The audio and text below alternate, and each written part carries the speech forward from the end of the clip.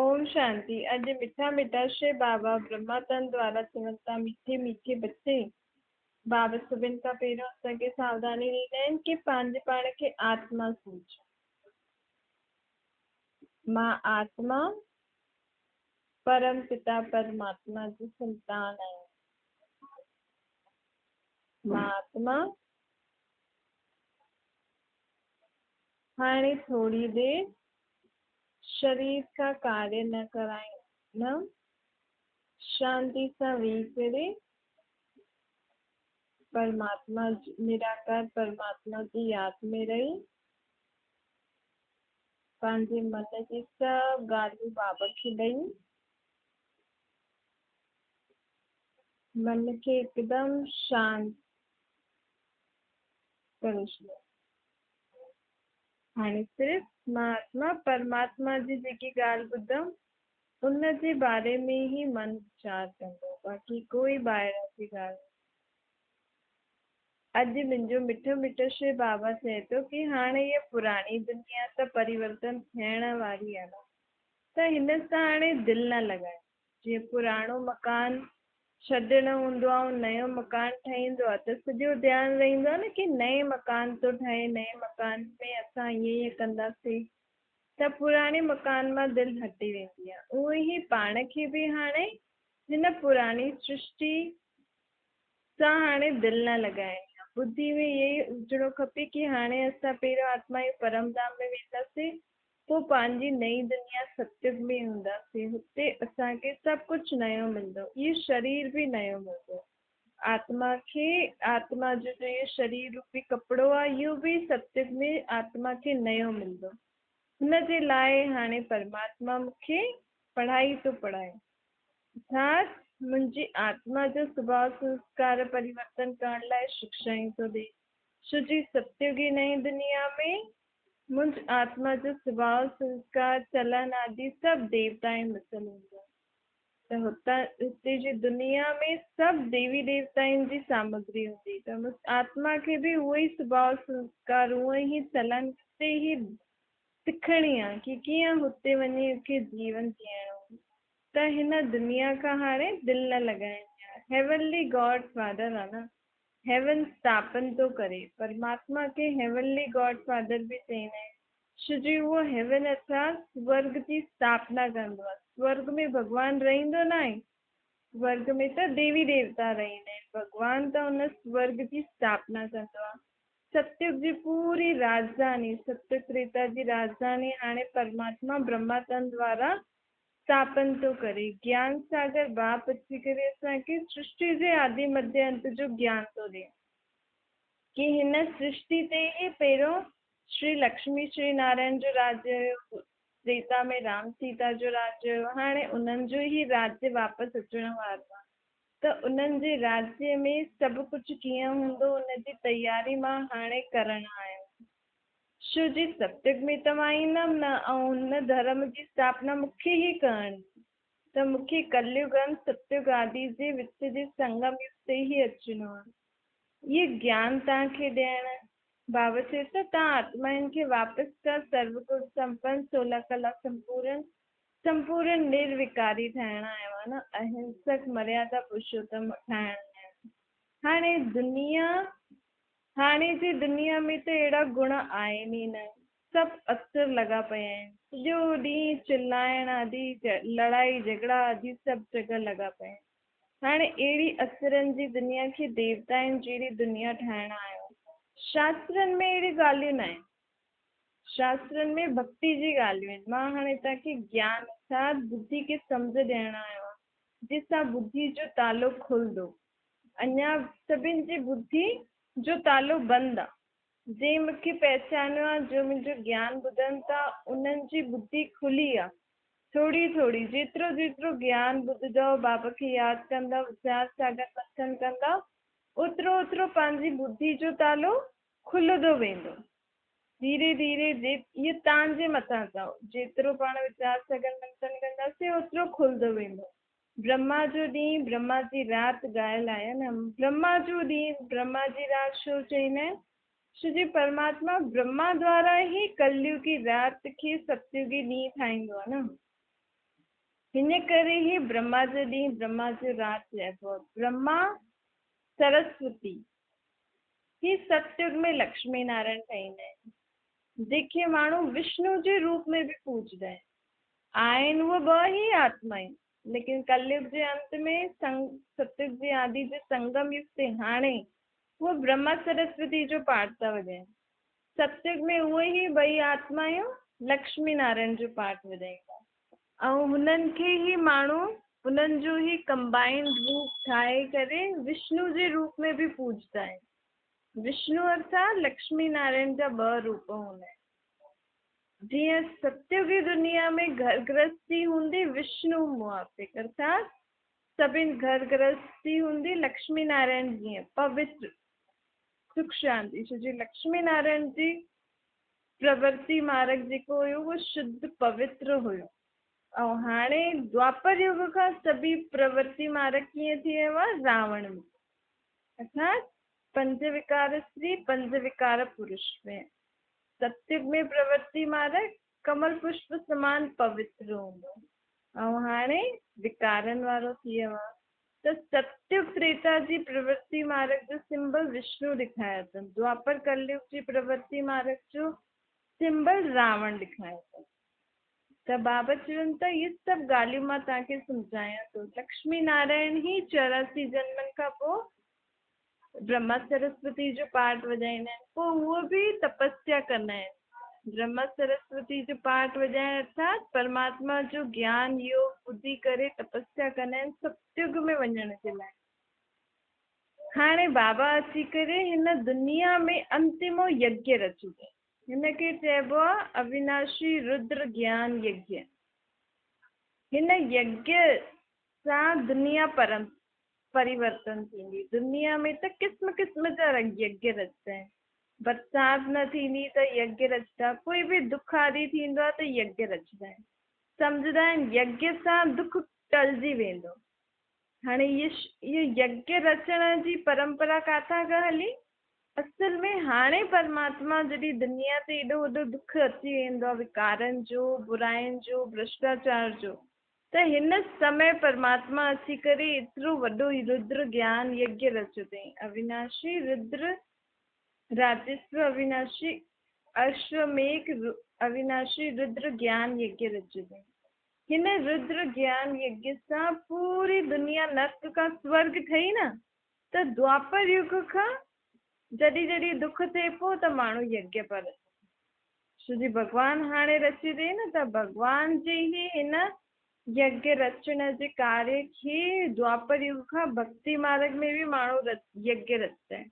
लेकिन उन्हनि खे इहो पतो न आहे कि बरसाति न पवंदी या अन्न न मिलंदो, इन लाइ यज्ञ न रचिबो आहे। यज्ञ रचिबो आहे दुनिया जा दुख दूर करण लाइ, जेको हाणे बाबा अची करे यज्ञ रचियो अथई। त बाबा हाणे चए थो मां अची करे सभिनि खां वॾो यज्ञ रचियो आहे। बाबा जो यज्ञ पूरी दुनिया में थो हले। हिन ज्ञान यज्ञ सां सॼी दुनिया जा दुख टलिजी वेंदा। हिन में सभु पुरानी सामग्री स्वाहा थी वेंदी। त हिन यज्ञ में असांखे छा स्वाहा करिणो आहे? पुराणो आत्मा जो पुराणी जो बि ॻाल्हियूं आहिनि, जो बि स्वभाव संस्कार आहिनि, जो बि विकार आहिनि, सभु हिन यज्ञ में स्वाहा करणु। ये भॻवान जो ये यज्ञ अखियुनि खां न थो ॾेखारे में अचे। जीअं आत्मा अखियुनि खां नथी ॾेखारे में अचे, भॻवानु अखियुनि खां नथो ॾेखारे में अचे। लेकिन आहे, आत्मा बि आहे, परमात्मा बि आहे। परमात्मा असांखे ब्रह्मा तन द्वारा ज्ञान थो ॾे। उहे ई परमात्मा बि यज्ञ रचियो अथई, नज़र नथो अचे। लेकिन हिन यज्ञ जी अग्नि आहे परमात्मा जी यादि जी अग्नि।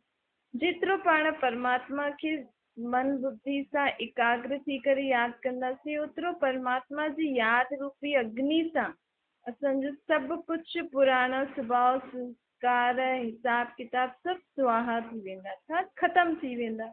बाबा जी यादि जी शक्ति सां सभु जली वेंदा। हाणे बाबा चए थो मां तव्हांखे अची करे पूरो परिचय ॾिनो आहे न मुंहिंजो, त मूंखे हुन रीति यादि कंदव त तव्हां सभिनि जो भलो अथव। ज्ञान सागर बाप अची करे ज्ञान थो ॾे। सतयुग में त ज्ञान जी बि दरकार न हूंदी और सतयुग में कोई यज्ञ बि न रचंदासीं। जी हाणे यज्ञ रचियो आहे न, लेकिन सतयुग में कोई यज्ञ न रचंदासीं छो जो दुखी न हूंदो न। बाप चईंदा आहिनि मां सदगति करण लाइ आयो आहियां न, पोइ द्वापर युग खां तव्हांजी दुर्गति थींदी अथव। 2 युगनि ताईं तव्हां आत्मा आहियो, जेको मां हाणे तव्हांखे सदगति करां थो, इन सां 2 युगनि ताईं तव्हांजी कॾहिं बि दुर्गति न थींदी छो जो परमात्मा जी शक्ति भक्ति। ॾिसो असां कोई पूजा कराईंदा आहियूं या भक्ति कंदा आहियूं, रोज़ रोज़ भक्ति करणी पवंदी आहे न असांखे, ताकि असांजा दुख दूर थी वञनि। लेकिन परमात्मा जी में एतिरी शक्ति अथसि, हाणे धरती ते आयो आहे कि आत्मा खे एतिरी शक्ति थो ॾे, असां निराकार रूप में हुनखे यादि था करूं कि उन्हनि जी शक्ति 2 युग ताईं हली। त भक्ति में भॻवान खां जेकी शक्ति मिले थी उहो वॾी आहे हाणे जी वॾी, छो जी हाणे असांखे डायरेक्ट परमात्मा ख़ुदि ॾे थो न। भक्ति में त इनडायरेक्ट हुयो, भई पाण कंहिंजे थ्रू भॻवान खे यादि कंदा हुआसीं, हनुमान भॻवान, कृष्ण भॻवान, इहे सभु त देवता आहिनि न, इन्हनि जे थ्रू पाण निराकार खे यादि कंदा हुआसीं। लेकिन हाणे निराकार डायरेक्ट पाण खे अची करे सुख शांति थो ॾे, चए थो मूंखे निराकार रूप में यादि करो। त परमात्मा जी यादि सां असां 2 युग ताईं कॾहिं बि दुख न ॾिसंदासीं। असांजे जीवन में सुख ई सुख हूंदो, ख़ुशियां ई ख़ुशियां हूंदियूं। त अहिड़े वॾे से वॾे बाप जे चए ते हलणो खपे न।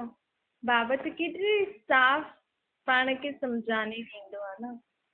बाबा चईंदो मनुष्य शास्त्रनि में अहिड़ी ॻाल्हियूं न लिखियल आहे न जेकी मां ॿुधायां थो, हिन करे मनुष्यनि खे कुझु पतो बि न आहे। दुनिया में त माण्हू अॼुकल्ह केॾा भ्रष्टाचारी कम था करनि। श्रेष्ठाचारी ठाहिण लाइ परमात्मा ई अची करे असांखे श्रेष्ठाचारी कर्म करणु सेखारींदो आहे। बाबा हाणे श्रेष्ठाचारी दुनिया ठाहिण आयो आहे न, तॾहिं त पाण सॾु कंदा आहियूं न अछ, छो जी पाण खे हर 5000 साल में हिकु बार बाबा ईअं श्रेष्ठाचारी कर्म करणु सेखारींदो आहे, असांजे जीवन श्रेष्ठाचारी ठाहींदो आहे। श्रेष्ठता ऊची, शुद्ध, पवित्र। तॾहिं त पाण हमेशह भॻवान खे यादि कंदा आहियोसीं। जंहिंसां पाण खे कुझु मिलियो आहे उनखे माण्हू बार बार यादि कंदा आहिनि न। त बराबरि भॻवान खां असांखे कुझु मिलियो हुयो तॾहिं पाण हुनखे यादि कंदा हुआसीं। हाणे पाण खे सम्झ में आई आहे कि भॻवानु असांखे एतिरो ऊचो ज्ञान ॾिनई, एतिरी ऊची सम्झ ॾिनई जंहिंसां असां श्रेष्ठाचारी थी वियासीं। ॻाईंदा बि आहियूं न, दुख हरता सुख करता, हाणे असांखे सुख ॾियण आयो आहे। त बाबा चवनि था कि बलियारी त हिन संगम युग जी आहे। अगरि इहे संगम युग न हुजे हा, मुंहिंजो ड्रामा में पार्ट न हुजे हा, त मां कीअं तव्हांखे अची करे इहे मत ॾियां न। श्रेष्ठ श्रेष्ठ श्रेष्ठ ठहिण लाइ मत श्रेष्ठ श्रेष्ठ परमात्मा ई ॾेई सघंदो आहे। मनुष्यनि खे पतो न आहे कि भॻवानु छा चीज़ आहे। उहो त भॻवान खे कण कण में, कुते ॿिली में, पंहिंजे में, सभिनि में ठोके वेठा आहिनि न। पतित पावन बाप त हिकु ई आहे। पाण चऊं था तूं अचु, मथां वारो ॼाणे, त कण कण में भॻवानु कीअं थी वियो। त 2 ॻाल्हियूं करण सां माण्हू ई मुंझी विया आहिनि। होॾां सॾु था करनि, होॾां सर्वव्यापी था चवनि था। हाणे मां हिननि सभिनि ॻाल्हियुनि जे बारे में यथार्थ तव्हांखे परिचय ॾियण आयो आहे, जंहिंसां तव्हां सभिनि जी मुंझ ख़तमु थी वञे कि मां सर्वव्यापी न आहियां, मां परमधाम में रहण वारो हाणे हिन सृष्टि ते आयो आहे। बाबा चए थो भॻवान मां कोई वॾो नंढो न आहियां साइज़ में, मां त निराकार ज्योतिर्बिंदी आहियां। जीअं तव्हांजी आत्मा त उहो मुंहिंजी बि आत्मा आहे, लेकिन मां शक्तियुनि गुणनि में वॾो आहियां, सम्झ में वॾो आहियां। मूंखे पूरी दुनिया जे बारे में सम्झ आहे, लेकिन हिन जो मतिलबु इहो न कि मूंखे सभिनि जे दिलनि जे बारे में पतो आहे। मां कोई सॼो ॾींहुं तव्हां सभिनि खे थोरी ॾिसंदो आहे वेही करे। मुंहिंजा त केतिरा ढेर ॿार आहिनि, पूरी दुनिया भॻवान जो ॿार आहिनि न। त बाबा चए थो मां जानी जाननहार, मां ज्ञान जो सागर आहियां कि मूंखे सृष्टि जे आदि मध्य अंत जो ज्ञान, टिनी लोकनि जो ज्ञान आहे। लेकिन मूंखे अहिड़ो सभु ज्ञान न आहे कि मां अहिड़ी सभु चीजूं ध्यान में न रखंदो आहियां कि तव्हां सभु सॼो ॾींहुं छा छा था करो। हा, अगरि तव्हां मूंखे मन सां यादि करो ऐं मूंखे सॼो ॾींहुं ॿुधायो कि हाणे इहे कमु करो हाणे, त मां तव्हांखे तव्हांजे मथां ध्यानु ॾेई करे तव्हांखे ॿुधाए सघंदव कि तव्हां सॼो ॾींहुं छा छा कयो। बाक़ी हीअं न कि मां सॼो ॾींहुं सभिनि खे ॾिसंदो रहिंदो। मूंखे जंहिं समय जो मन सां यादि कंदो हुन जी मदद जे लाइ मां हमेशह तयारु। लेकिन अञा ताईं मां मथां मथां मदद पियो करां। हाणे मां हिते हेठि आहियां। हाणे त मूंखे कॾहिं बि निराकार रूप में यादि कंदव त मां तव्हांजे पासे में अची वेंदमि। लेकिन मां ॾेखारे में न ॾींदो आहे, लेकिन मुंहिंजी शक्तियुनि सां मां तव्हांखे मदद करे सघंदो आहियां। ऐं ब्रह्मा जे तन द्वारा मां तव्हांजी मदद करे सघंदो आहियां। हिकु आहे कि असां निराकार रूप में यादि करूं, लेकिन असांखे भॻवान सां ॻाल्हाइणो आहे, हुनखे ॾिसणो आहे, त पाण खे हुनखे ब्रह्मा जे तन में अनुभव करणो पवंदो। जेको तन ॾेखारींदा आहिनि न कि हिन तन में भॻवानु आयो आहे, उन तन में मां बूढ़े ब्राह्मण जे तन में अची करे तव्हां सां मिली सघंदो आहे। बाबा चवनि था ॾिसो माण्हू त छा छा चवंदा आहिनि कि असां में भॻवानु आहे। कोई मांस मच्छी खाए थो, लड़ाई झगड़ो करे थो, बुरी बुरी ॻाल्हियूं थो चए, गारियूं थो ॾे, उन्हनि में मां कीअं थी सघंदो आहे। त उन समय मनुष्य ख़ुशि थी वेंदा आहिनि कि अरे वाह असांजे अंदरि त भॻवानु आहे। लेकिन सोचंदा न आहिनि कि साम्हूं वारो जेको बि चए थो, सम्झो कोई वॾा वॾा महात्मा आदि चवंदा आहिनि न सर्वव्यापी आहे, तव्हां में बि आहे, मूं में बि आहे, त असां त ॾाढो ख़ुशि थी वेंदा आहियूं न। लेकिन असां कॾहिं इहो सम्झो कि मां केॾा बुरा कर्म कया कंहिंजे लाइ। चलो मां मांस मच्छी नथी खायां, लेकिन मां ॿियनि जे लाइ बुरो त सोचदी आहियां। कॾहिं न कॾहिं त सोच निकिरी वेंदी आहे, कॾहिं न कॾहिं। ऐं मां सॼो ॾींहुं शरीर खे कीअं रखां थी, साफ़ सुथिरो रखां थी या नथी रखां, त भॻवान त एॾी ऊची हस्ती आहे, उनजे लाइ त केॾी साफ़ सफ़ाई खपे। त भॻवानु कोई मनुष्य साधारण ईअं ई सभिनि जे मनुष्य तन में न ईंदो आहे। हिकु ई मनुष्य तन मुक़ररु अथसि ब्रह्मा जो। उन में बि उहो सॼो ॾींहुं न वेठो हूंदो आहे। जंहिं समय उनखे कमु करणो हूंदो अथसि हुन समय ईंदो आहे, पंहिंजो ज्ञान ॾेई वापसि हली वेंदो आहे। सॼो ॾींहुं हुन शरीर में न वेठो हूंदो आहे। त बाबा चए थो मां हिन समय बि ब्रह्मा जे तन में इन करे ईंदो आहे छो जो मूंखे राजधानी स्थापन करणी आहे, सत्युग त्रेता जी राजधानी स्थापन करणी आहे। हुते कीअं पूरी दुनिया हलंदी, केरु हुते राज्य कंदो, केरु हुते वॾी गद्दी ते वेंदो, कोई केरु हुन खां नंढी हुन खां नंढी, इहे सभु मूंखे हाणे ई तय करणो आहे। जीअं घर में माउ पीउ तय कंदा आहिनि न, हा भई इहो ॿार इहो कमु कंदो, इहो ॿार इहो कमु कंदो, इहो ॿार इहो कमु। काॾे अगरि वञिणो हूंदो अथनि त सभु पंहिंजे ॿारनि खे चई वेंदा आहिनि कि तव्हां ईअं कजो, तव्हां ईअं कजो, तव्हां ईअं कजो। त परमात्मा हाणे 2 युगनि ताईं न मथां असांजी मदद कंदो न हेठि ईंदो। त 2 युगनि ताईं कहिड़ी कहिड़ी आत्मा हुन दुनिया में छा छा कंदी, उनजे लाइ हाणे ई परमात्मा सभिनि खे चई थो वञे। ऐं कीअं थो चए, छो जो परमात्मा जे त सभी ॿार आहिनि न, त कंहिंखे गद्दी ॾींदो, कंहिंखे न ॾे। इन करे परमात्मा चए थो मां तव्हां सभिनि खे शिक्षा थो ॾियां हिकु जहिड़ी। पोइ जंहिं बि सुठी रीति शिक्षा धारण कई ऐं पोइ मां तव्हांजो पेपर बि वठंदमि, ऐं तव्हां हुन पेपर में जेतिरा बि मार्क्स तव्हांखे मिलिया, उन मार्क्स जे अनुसार तव्हांखे हुते हुन अनुसार कमु करणो पवंदो। जंहिंजा सुठा मार्क्स ईंदा उहो राजगद्दी ते वेंदो, जंहिंजा घटि मार्क्स ईंदा पोइ हुनखे घटि कम वारो कमु करणो पवंदो। जेको फेल थी वेंदो पोइ हुते दास दासी थी वेंदी। हुते बि त सभु प्रकार जा माण्हू खपनि न। त भॻवानु त सभिनि जो आहे, त हिन करे भॻवानु ई युक्ति रखी अथई।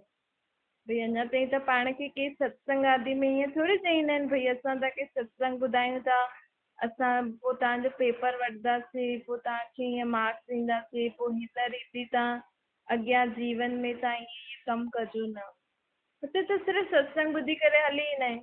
लेकिन हिते जेको परमात्मा असांखे ज्ञान ॾिए थो न, इनखे जेतिरो पाण सुठी रीति पढ़ंदासीं, जीवन में धारण कंदासीं, हुन अनुसार पंहिंजो बाबा पेपर बि वठंदो आहे। भई असांखे बाबा चई अॼु कि तव्हांखे दुख न वठिणो अथव न ॾियणो अथव। असां सॼो ॾींहुं कल्ह दुख ॾिनो त न, लेकिन कंहिं मूंखे ॿ बुरा शब्द चई ऐं मुंहिंजे मन में दुख थी वियो त असां फेल थी वेंदासीं।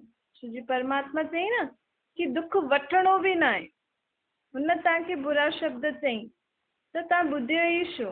चलो तव्हांजे कन में बि वियो त तव्हां मूंखे चओ आहे न डायरेक्ट कि इहो मूंखे हीअं थो चए, त पोइ तव्हांजे मन ताईं उहा ॻाल्हि वञे ई न जो तव्हांखे दुख थिए हा, त तव्हां वठी छॾियो। त इन रीति जेकी बि शिक्षा बाबा असांखे ॾिए थो उहो हुनजो पेपर बि वठंदो। असांखे अॼु बाबा चई कि मां सर्वव्यापी न आहियां, असां मन में पको करे छॾियो, असांखे सम्झ में अची वई कि बराबरि मां असां त एॾो बुरा कर्म करूं था त भॻवानु सर्वव्यापी कीअं आहे। ऐं जॾहिं असां भॻवान खे सॾु था करूं कि तूं मथां अचु त बराबरि उहो सर्वव्यापी न आहे। अगरि कंहिंखे बि इहा ॻाल्हि जची वई, सम्झ में अची वई ऐं हुन पको करे छॾी कि मां हाणे कॾहिं बि भॻवान खे सर्वव्यापी न चईंदमि, ऐं कल्ह वरी खां माण्हुनि जे विच में वेठो सभिनि चयो भॻवानु सर्वव्यापी ऐं गीत आदि ॻाईंदा आहिनि न सत्संग आदि में, ऐं हुन समय वरी असां चयो कि हा भॻवानु त सर्वव्यापी आहे, ख़ुशी ख़ुशी में, पोइ असां फेल थी वियासीं न। त इन रीति परमात्मा जेको बि ज्ञान ॾिए थो हुनजो एग्ज़ाम बि वठंदो आहे, पोइ हुन रीति पाण खे मार्क्स ॾींदो, पोइ हुन रीति पाण सत्य त्रेता में कहिड़े समय ईंदासीं, हिते वञी छा कमु कंदासीं। बाक़ी उन दुनिया में सभु सुखी ज़रूरु हूंदा, भले कोई दास दासी प्रजा बि हूंदी न, भले कोई कपिड़ा विकिणण वारा हुजनि या सड़क जो झाड़ू कढण वारा हुजनि या कहिड़ो बि कमु करण वारा हुजनि, लेकिन सभु सुखी हूंदा। कंहिंखे हीअं न लॻंदो, न ई महाराजा महारानी खे हीअं लॻंदो कि असांजी दास दासी प्रजा आहिनि, इहे त नंढो कमु करण वारो आहे, इहे त हीअं कमु करण वारो, न ई हुननि खे लॻंदो इहे त एॾा वॾा महाराजा महारानी आहिनि, असां त नंढा आहियूं। ईअं कोई भेदभाव न थींदो हुते। बाक़ी पद में फ़र्क़ु थी वेंदो, कमु सभिनि खे अलॻि अलॻि हूंदो। त बाबा चवनि था कि हिन रीति मां हाणे राजधानी ते स्थापन करां। मां कोई इहो कॉमन तव्हांखे सत्संग नथो ॿुधायां, मां तव्हांखे शिक्षा ॾेई करे तव्हांजी अॻियां जे 21 जन्मनि जे लाइ तव्हांखे वरितो थो ॾियां। इहो वरितो ई थी वियो न, भई असांखे हुते छा छा करिणो आहे, उनजे लाइ असांजी धन संपत्ति फिक्स थी वेंदी हाणे खां ई। पोइ असांखे अॻियां जे जन्मनि जे लाइ न त एॾी कोई महिनत करणी पवंदी, पढ़ाई लिखाई करणु, कमाई आदि करणु, भक्ति आदि करणु, भॻवान खां मांगणु, ये कोई बि प्रकार जी महिनत न आहे। 2 युगनि ते असां हिकदमि फ्री थी वेंदासीं, जीअं त असां हिकदमि आराम सां पंहिंजो जीवन जीऊं था। इहे बि ड्रामा में ईअं ठहियलु आहे न कि 2 युगनि ताईं मनुष्य आत्मा हिकदमि सुख शांति में हूंदी आहे, हुनखे कोई प्रकार जी महिनत न करणी पवंदी आहे। पोइ द्वापर युग खां बि विकारनि जे वश अची वेंदा आहियूं न असां आत्मायूं, त असां आत्माउनि जो जेको परमात्मा जो वरितो ॾिनल हूंदो आहे, शक्तियूं गुण उहे सभु ख़तमु थी वेंदा आहिनि ऐं असां पोइ महिनत करणु लॻी वेंदा आहियूं। छो जो असांजी सम्झ ख़तमु थींदी आहे न, विकारनि जे वश थी करे आत्मा चाहे काम वश, चाहे क्रोध वश, चाहे लोभ वश, चाहे मोह वश कोई बि कर्म कंदी आहे न त हुनजी सम्झ घटि थींदी हूंदी आहे। सम्झ घटि थींदी त हुनखे महिनत करणी पवंदी। ॾिसो अॼु बि कोई ज्यादा पढ़ियलु लिखियलु सुठो हूंदो आहे, वॾा वॾा ऑफिसर आदि ठही वेंदा आहिनि, त हुननि खे वेठे वेठे ई एॾा पैसा मिलंदा आहिनि। ऐं मज़दूर आदि एॾी महिनत था करनि त बि हुननि खे एतिरो पैसो न मिलंदो आहे, जबकि महिनत उहा था करनि, हू त सिर्फ़ु वेठा आहिनि। छो जी हुननि सुठी रीति पढ़ाई करे, बुद्धि सुठी रीति हुननि पढ़ाई करे सुठी रीति मार्क्स पास आदि थिया, मार्क्स आदि वधनि, सम्झ सुठी रहनि। भई मैप आदि त इंजीनियर ई ठाहींदो न, त हुनखे सम्झ सुठी अथसि ईअं ईअं ठाहींदो। बाक़ी जेका कमु एॾा पथर आदि खणनि था, एॾी सभु वॾी बिल्डिंग था ठाहिनि, उन्हनि जी कोई वैल्यू न आहे। लेकिन हुन मेन सीट ते वेह सिर्फ़ु मैप आदि ठाहिनि, लेकिन हुन में बुद्धि बि त खपे, त सम्झ जे हिसाब सां। त हाणे बि बाबा चए थो जेतिरो तव्हां हिन ज्ञान खे सम्झी करे पंहिंजी बुद्धि सां सम्झंदव न हर हिकु चीज़ दुनिया में छा छा हले थो, छो हले थो, छो माण्हू कोई एॾे वॾे घर में पैदा थो थिए, छो ईअं सड़क ते थो पैदा थिए, कर्मनि जी गुह्य गति खे ॼाणंदव, विकारनि खे छॾंदव, दैवी गुणनि जी धारणा कंदव, सभिनि खां पहिरीं ॻाल्हि त भॻवान खे पहचानणो। अॼुकल्ह माण्हू भॻवान खे ई नथो ॼाणे। एॾा सारा भॻवान जा रूप आदि ठाहे वेठा आहिनि, ख़ुदि में भॻवान सम्झी, ख़ुदि खे ई भॻवान सम्झी वेठा आहिनि। त सभिनि खां पहिरियों त इहे सम्झ खपे कि भॻवान केरु आहे। हुन खां पहिरियों सम्झ खपे कि मां केरु आहे। अञा ताईं त असां इहो ई न सम्झोसीं कि इहा मां चइण वारी मां आत्मा आहियां ऐं मुंहिंजो इहो शरीर आहे। मां आत्मा शरीर खां कर्म थी करायां, त हीअ केॾी वॾी सम्झ थी वई। हिन हिकु ॿ जेकी सम्झ आहिनि आत्मा ऐं परमात्मा जी, इहे असां सुठी रीति सम्झी वियासीं कि मां आत्मा ई आहियां हिन शरीर खे हलाइण वारी, जो पीउ परमात्मा आहे। ऐं मां आत्मा ई बुरा कर्म करे आई आहियां विकारनि जे वश, जंहिंजे कारण मूंखे एॾो दुख थो मिले घड़ी घड़ी। ऐं मुंहिंजे दुखनि खे दूरि हिकु निराकार ई करे सघंदो आहे परमात्मा। त मां निराकार परमात्मा खे यादि करे पंहिंजे दुखनि सां दूरि थियां, पंहिंजे जन्म जन्मांतर जे पापनि खे मुक्त थियां हुननि सां। इहे मुख्य सम्झी मिली वञे त बि मनुष्य आत्मा केॾो समझदार थी वेंदो आहे न। त बाबा चए थो हर हिकु ॻाल्हि खे ॿुधो, सम्झो, जीवन में धारण करे हलो। सिर्फ़ु ॿुधी करे सुठो सुठो न चओ, हाणे हुननि ॻाल्हियुनि खे जीवन में धारण करो त तव्हांखे कुझु फ़ाइदो बि थिए। अच्छा, मीठी मीठी सिकी लॻे ॿार की प्रति माता पिता बाप दादा जो यादि प्यार ऐं गुड मॉर्निंग रूहानी बाप जी। असां सभिनि रूहानी ॿारनि खे नमस्ते। असांजी बि रूहानी माता पिता बाप दादा खे यादि प्यार गुड मॉर्निंग और नमस्ते। वरदाना सर्व खज़ाना जेका बि असांखे मिलनि था, ज्ञान जो, गुण जो, शक्तियुनि जो, ये सभु विश्व जी सर्व आत्माउनि खे ॾियण वारा सिद्धि स्वरूप ठहो। असां परमात्मा खे यादि करे, परमात्मा जो ज्ञान ॿुधी असांजी आत्मा में जेतिरी बि सम्झ वधे थी, जेतिरो बि सुख शांति आत्मा खे मिले थी, इहे ॿियनि खे बि ॾियो त ई पाण जा इहे खज़ाना सफल थींदा। दुनिया में त खज़ानो धन अगरि कंहिंखे बांटंदासीं त पाण वटि घटि थी वेंदो, लेकिन इहे खज़ानो जेको बाबा असांखे ॾिए थो, गुणनि जो, शक्तियुनि जो, ज्ञान जो, इहो जेतिरो बि ॿियनि खे बांटंदा मन सां, चाहे वात सां, चाहे कर्मनि सां, ओतिरो वधंदो वेंदो। इहे घटंदो न, इहे वधंदो। भई पाण ख़ुशि आहियूं, पाण ॿिए कंहिंखे ख़ुशी जी ॻाल्हि ॿुधाईंदासीं त ज़्यादा ख़ुशी थी वेंदी आहे न। त इन रीति ई बाबा चए थो हाणे जेको बि तव्हांखे आत्मा खे जो बि प्राप्ति थी थिए, या ॿियनि खे बि ॾियो त तव्हांखे तव्हांजो इहे खज़ाना वधंदा वेंदा। स्लोगन आहे, हिकु परमात्मा बाप जी लगन में सदा मग्न रहंदव त जीवन में सदा निर्विघ्न रहंदव। निर्विघ्न अर्थात असांजे जीवन में विघ्न त ईंदा, ॻाल्हियूं त ईंदियूं, लेकिन उन्हनि ॻाल्हियुनि में बि असां हलचल में न ईंदासीं, सदा अचल रहंदासीं। छोकी परमात्मा सां गॾु हूंदो त केतिरी बि वॾी खां वॾी ॻाल्हि थी वञे, लेकिन परमात्मा जी यादि जी शक्ति सां उहा ख़तमु थी वेंदी या घटि थी वेंदी। छा ओम